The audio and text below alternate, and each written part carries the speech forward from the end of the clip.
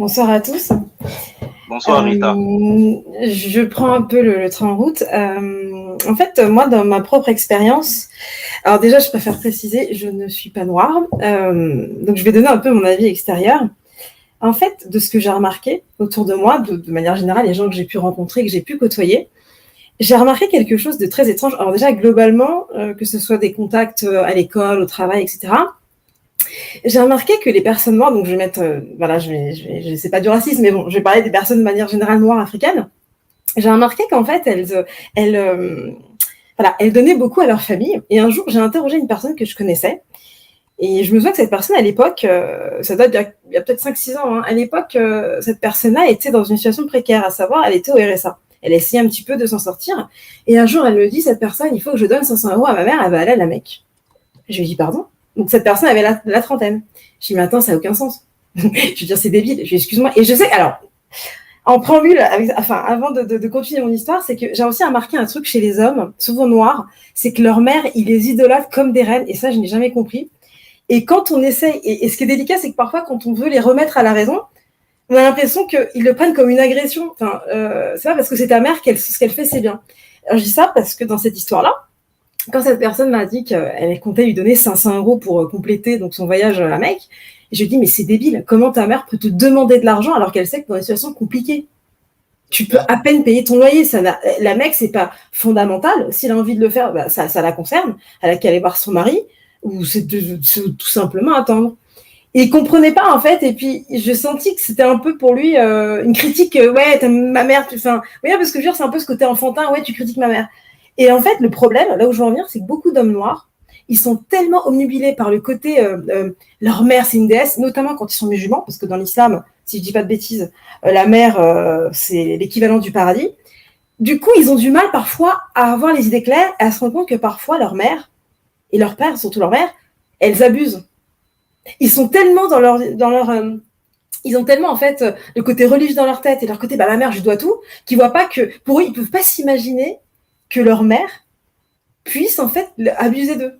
C'est-à-dire que donc j'ai cet exemple-là où parfois j'ai déjà connu des hommes, ils donnaient de l'argent très tôt à leurs parents et à un moment donné, je me souviens d'une fois j'avais un copain, je lui dis mais attends c'est normal et je lui dis ça comme ça, hein, je lui dis écoute c'est pas raciste mais je comprends pourquoi beaucoup de noirs font pas d'études. Au lieu d'aller travailler, d'être tranquille, tu veux trouver un deuxième boulot pour payer, donner ta partie. Il me dit ouais mais c'est normal, je dois payer. Je dis non c'est pas normal. T'es à peine un jeune homme, tu dois aller à l'école, tu dois faire tes études. C'est ta mère, elle a vu des enfants, elle assume en fait.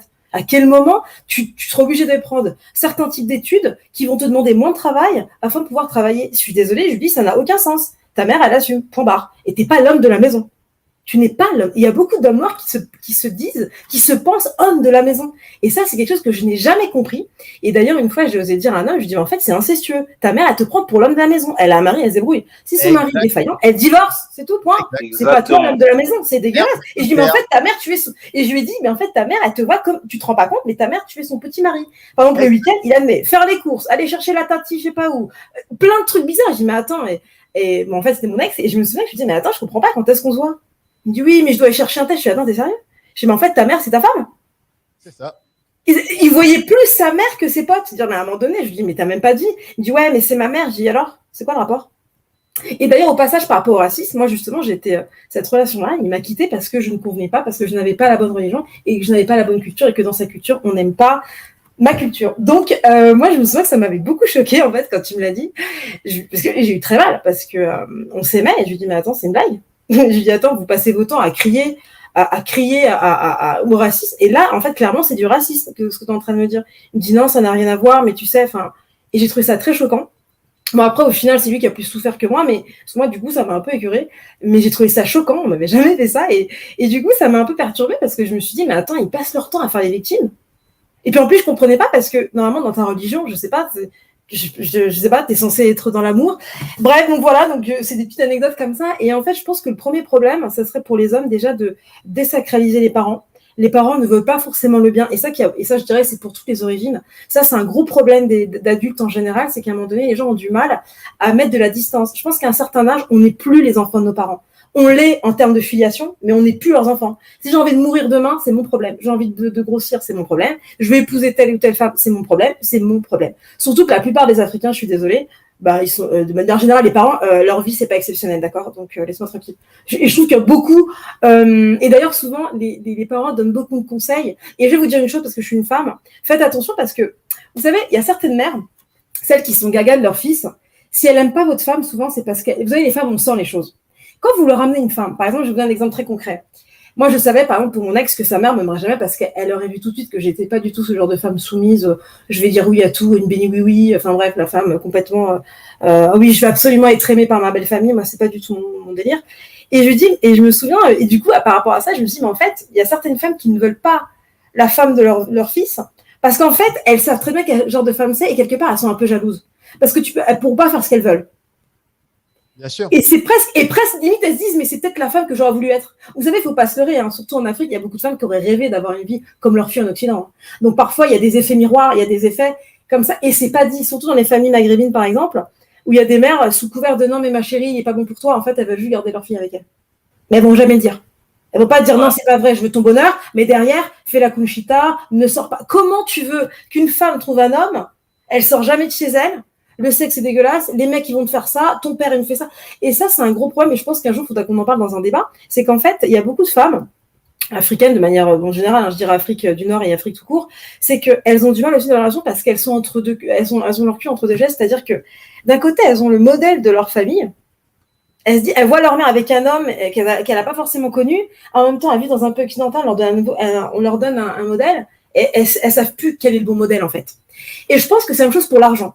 On voit nos familles, tu vois là, chez les Noirs par exemple, on voit le tonton, la tata, bref, tout le monde a le même délire, les potes c'est pareil. Du coup, ils arrivent en France, ils comprennent pas et ils se disent, mais si moi je vais commencer à penser comme les Français, je vais être traître. Il y aura cette culpabilité qui n'a pas lieu d'être en fait.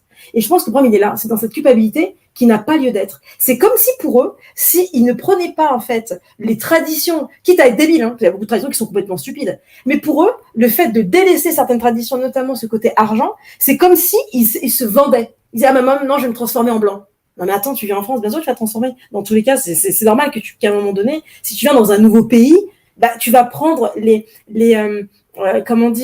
certaines mœurs de là où tu es. Et surtout que là, en parlant d'argent, je suis désolée, mais je trouve que c'est un bon exemple. Moi, je vois beaucoup d'Africains, la plupart, soit ils ont fait des études, mais qui n'allaient pas leur donner un travail bien rémunéré. Et surtout, moi, autour de moi, il n'y en a quasiment pas qui sont propriétaires. Leurs parents ne sont pas propriétaires. Et moi, ça me choque. Parce que je me dis, mais attends, à un moment donné, je sais pas où ils étaient. Mais je pense que ça, c'est souvent des Noirs, peut-être, des Africains, mais là, je dirais de manière générale, même des Maghrébins, des gens qui n'ont pas côtoyé assez de blancs, entre guillemets. C'est-à-dire qu'ils n'ont pas été mélangés soit au travail ou dans leur lieu de vie. Parce que c'est du mimétisme. Vous voyez ce que je veux dire? Donc, moi, je le vois dans ma famille, c'est du mimétisme. Tu rencontres quelqu'un, il te parle, ah, moi aussi, je veux faire la même chose. Donc, et moi, je l'ai remarqué. En tout cas, chez moi, je vois dans ma famille, je pense qu'on est un peu différent des autres parce qu'on n'a pas du tout, on n'est pas resté dans un entre-soi. Et ça, c'est très important. Je pense que c'est multifactoriel, mais déjà, il y a l'effet de la religion, ça, c'est clair, c'est un fléau. Enfin, je trouve que c'est une catastrophe parce que du coup, les gens mélangent tout, en fait. C'est pas parce que ta mère, c'est ta mère et qui a écrit dans le Coran, ta mère, le paradis, un truc dans le genre. Désolée, je veux pas blasphémer, mais il me semble que c'est le paradis sous le pied de ta mère, que ma mère, demain, va me dire, n'épouse pas un tel, donne-moi 200 €, je vais lui dire oui. Fous-moi la paix, maman. Là, tu abuses. Dégage. C'est pas toi qui vas payer les factures. Je suis désolée. Il y a beaucoup de gens qui ont des vies de merde, notamment des mecs qui épousent des femmes, c'est pas les bonnes, ou alors qui donnent de l'argent à la fin du mois. Ils ont rien. Les mecs vivent toujours dans des quartiers pourris, qui sont même pas capables de pouvoir se payer des choses cash. Et à la fin, ils vont dire, ouais, bon, bah, c'est pas grave, c'est parce que c'est pour ma mère. C'est une blague. Mais ta mère, elle se débrouille. Elle avait qu'à travailler. Elle avait qu'à choisir un homme correct. C'est tout, point. À la limite, ça a vraiment peu d'argent, je lui fais les courses. Point final. Et il faut qu'elle s'en sorte. Moi, j'ai bien entendu une mère africaine me dire, c'est normal, c'est mes enfants. En quoi c'est normal? Et surtout dans le monde d'aujourd'hui, c'est tellement difficile en Occident, c'est une catastrophe. Et les gens qui ne comprennent pas, bah tant pis pour vous. Je pense qu'en fait, de manière générale, quand vous voulez faire passer un message à quelqu'un, il ne faut pas lui donner l'occasion de discuter. C'est comme quand vous voulez présenter quelqu'un à votre parent. Vous ne dites pas, au fait, maman, j'arrive, voilà, je te présente. Non, j'arrive, moi, cette personne, je la prends, à prendre ou à laisser. Vous ne voulez pas me voir, pas de problème, adieu. Et je vous assure qu'à ce moment-là, les gens ils vont accepter. Et l'argent, c'est pareil, j'ai mon argent. Il faut leur dire à ces parents-là, ok, maman, je te donne 200 € par mois. Demain, je suis dans la merde, tu vas me donner? Non, je peux pas. J'ai une famille, je peux pas. Le monde, il est trop difficile. Moi, je peux pas te donner. Je peux pas. Je peux te faire des courses et au bout d'un moment, débrouille-toi, fais un petit job, retourne au bled. Et je pense qu'il y a beaucoup d'hommes. Et ça vaut aussi dans les relations. Je pense de toute façon, généralement, les mecs qui donnent de l'argent bêtement à leurs parents, c'est les mêmes mecs qui savent pas choisir leur femme et qui sont soumis. Si leur mère leur dit non, ils vont dire bon bah je suis désolée, je peux pas t'épouser. Ma mère elle m'a dit non. D'ailleurs, je connais un mec comme ça en tête, c'est pareil. C'est-à-dire que sa femme, il pouvait pas choisir la femme qu'il voulait parce que son père lui a dit je te renie, alors qu'il est avec une meuf qui en a rien à foutre de sa gueule. Et pareil, niveau argent, bah c'est la merde parce qu'il sait pas gérer. Et souvent, c'est un peu je pense que de manière générale, quand quelqu'un n'est pas capable de gérer ce niveau-là, il peut pas gérer le reste. Je sais pas comment dire. On voit bien que c'est un problème qui s'étale sur d'autres pans de sa vie, en fait. On le voit bien. Et je pense que le premier problème, ça serait que les hommes en Afrique, et ça c'est valable pour l'Afrique du Nord et l'Afrique tout court, de façon en général, mais là on parle des Noirs, c'est que arrêtez de tout mélanger. Vous pouvez aimer vos parents et leur dire non, je t'aime, mais de loin. Arrête de me faire chier. Je pense qu'il faut le faire. Mais vraiment, c'est important. Si vous le faites pas, on va vous bouffer. Vous allez arriver à un âge, vous allez finir avec un cancer parce que votre vie, elle sera flinguée et vous allez dire c'est trop tard. Et ça, c'est dans le choix de tout. Vos parents, ils ont pas à vous imposer. Et si votre mère, elle fait du chantage, ouais, tu me fais du mal, j'en ai rien à foutre. Bah, fais-moi du mal. Il faut lui dire, maman, écoute, moi, tu me fais du mal quand tu me respectes pas. Aujourd'hui, je suis plus un enfant. Arrête de me dire ça. Arrête de m'imposer des choix. C'est pas mes choix. Toi, t'as fait ta vie, t'as fait ton fric, t'en as fait ce que tu voulais. Moi, je fais ce que je veux. Donc, voilà. Mais, après, mon fils ramasserait aussi au passage.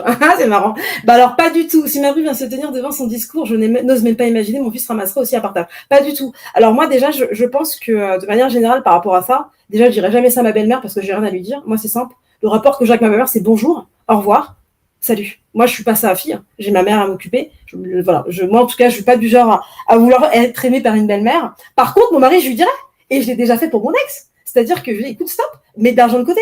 Tu donnes plein de choses à ta famille, toi, tu n'as même pas 2000 € de côté. C'est une blague.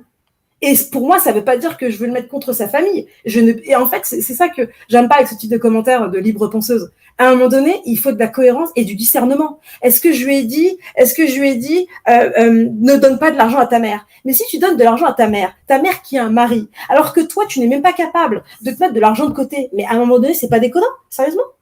Donc tu vas donner à ta mère, et tu crois qu'à un moment donné, ta mère va mourir, tu vas faire comment? C'est du bon sens. Rita, Et j'ai pas dit laisse mourir ta mère. Rita, voilà. Je pense que sur le point de ta mère qui a un mari, tu passes en silence le point qui, à mon humble avis, je pense qu'il y a beaucoup plus de mères célibataires dans la communauté noire. Et ça revient à ce que tu as dit au début par rapport au fait qu'il y a des mères qui se prenaient en fait pour les épouses de leur fils. Et qu'il y a beaucoup de femmes qui pendant très longtemps ont papillonné à gauche à droite, qui n'ont jamais eu de mari et qui considèrent en fait leur fils comme leur mari et qui traitent leur fils un peu comme le petit mari de la maison. Et c'est exactement ce que tu racontes. Là, on le voit tous les jours dans les cités. Enfin, je le voyais tous les jours quand j'étais dans les cités. C'était le fils qui faisait le coup, c'était le fils qui était avec sa mère pour tout. Il accompagne à gauche, à droite. Il ne peut pas être avec ses potes parce qu'il faut faire croire un machin à sa mère. En fait, sa mère sur son dos le matin, midi, le soir. Sa mère, c'est comme une deuxième épouse. Et tu as absolument raison lorsque tu dis il y a une concurrence qui s'instaure automatiquement entre la mère et la fille. Et si la fille est la bru ou l'épouse, et si la femme, elle essaie de mettre un peu le veto en disant c'est mon mari et tout, ça fait des gros problèmes de famille. Et le fiston, qui a toujours été le bon fils à sa maman, il se retrouve déchiré entre les deux et il a du mal, n'est-ce pas, à choisir entre sa mère et sa femme. Mais justement. De tension. Et donc, là-dessus, sur ce point-là, je te suis totalement là-dessus. Tu as absolument raison et tu as bien vu là-dessus. Sur le point que tu as soulevé par rapport, je pense, n'est-ce pas, au racisme, n'est-ce pas, larvé des gens de la communauté noire, ça sera un autre tabou dont on va parler sur cette chaîne. Je sais qu'il y a beaucoup de gens, n'est-ce pas, au Cameroun, on les appelle en fait, comment est-ce qu'on appelle les Arabes chez nous? On les appelle ça va me revenir. Il y a un terme pour ça chez nous et c'est très mal vu. Et donc, tu ne peux pas ramener, par exemple, une femme arabe à la maison. C'est pas bien vu dans les familles. Et ça, c'est des tabous dont on ne parle pas. Et tu fais bien de le relever, par exemple, parce que ça, c'est quelque chose qui est très tu. Et on a toujours l'impression que ce sont les Blancs qui sont racistes et ceci, cela. Mais on a tous les mêmes tendances. Et si les mecs sont honnêtes, en tout cas, je sais qu'autour de moi, j'ai déjà plusieurs fois entendu ça. Ramène-nous tout, mais ne nous ramène pas... putain, ça va me revenir. Mais il y a un thème pour ça dans ma langue. Ne nous ramène pas ce genre de femmes, quoi. Et c'est les filles arabes. Donc, oui, il y a du racisme très, très larvé et très, très prononcé. Et comme tu dis, les premiers à pleurer, victimes, sont les mêmes, justement, qui professent ça. C'est pour ça que je parlais d'hypocrisie lorsque je parlais, par exemple, des gars qui disent oui, mais l'esclavage, patati patata. Je leur fais comprendre, les gars, esclavage, je suis sûr que c'est toi qui vendrais ton propre frère, n'est-ce pas? pour prendre les sous. Donc, cesse de te prendre pour une conscience morale et tout. Donc, là, dessus, ce point-ci, je te suis à 200%. Les gars, est-ce que vous avez d'autres points à soulever par rapport à la présentation de Rita? Apparemment, Rita, on te demande de respirer. Hein. Apparemment, tu avais tellement de choses à lâcher. Moi, je voulais dire en tout cas, je voulais dire en tout cas un grand merci pour l'intervention de Rita. Franchement. Un instant, s'il te plaît, excuse-moi. Je te donne la parole. L'un que ça. Il a absolument raison. C'est Kamba, Christian, qui l'a dit. L'un que ça. Comme ça qu'on appelle les musulmans, les maghrébins, en fait, chez nous.